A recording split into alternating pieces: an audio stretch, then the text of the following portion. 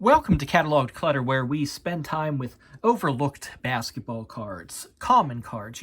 We've been working our way through the entire 1993 action-packed Hall of Fame cards because they're a great, affordable way to cover lots of basketball history. We have videos on the first 10 cards. That was a subset called One-on-One. We got the Coach cards. We got the Larry Bird subset, which brings us to some of these base cards. And last time we looked at the Slater-Martin card because there's not that many cards of Slater-Martin. But I want to talk about not a lot of cards. Bob Wanzer, he really doesn't have a lot of cards of him. So at least Slater-Martin, you could get a 57-58 tops. Wanzer's not in 1948 Bowman. He's not in the 57 tops. Then he retired before 61-62 Fleer. There you go. There just isn't a lot out there of Bob Wanzer. And coincidentally, this photo on this card, it seems to be the go-to for any of the more recent Bob Wanzer cards. Both Donruss and Panini, they used it for some cards post the year 2000, So for this one, you got to go way back in basketball history. You got to go back to the time whenever a 6-foot, 172-pound guard wasn't as rare as it is today. You have to go back to the time when the BAA and the NBL merged to form the NBA. That's what we're going back to.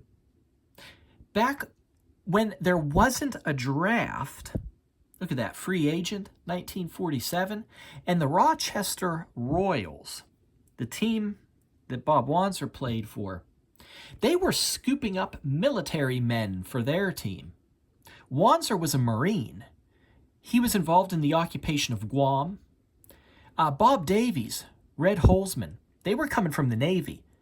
And all three of those guys found their way to these Rochester Royals.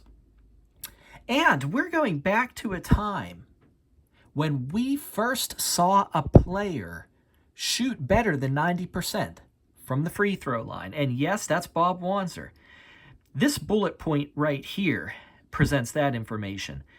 Set a then NBA single season mark with a .904 free throw percentage in 1951-52.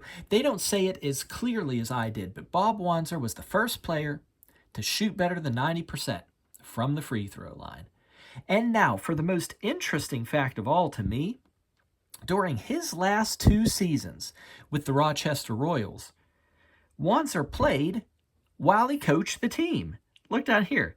Served as player coach with Rochester in 1956 and 57.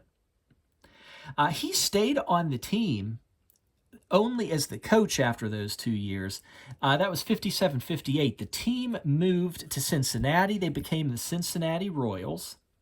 And he was just the coach there. But yeah, he was playing while he was coaching the team for those 2 years in 1957 and 58. There were more player coaches than you might expect.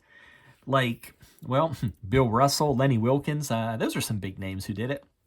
But it's still a really cool fact to have on a card. And it's a fact that it really does take you back in time to what was truly a different era. If you don't mind, subscribe and collect with us. We're making videos of every card we can. One single card at a time. Something a little bit different from your usual YouTube videos, the big money investing, the box breaks. So really appreciate you watching. Short video today. We'll see you later. Bye-bye.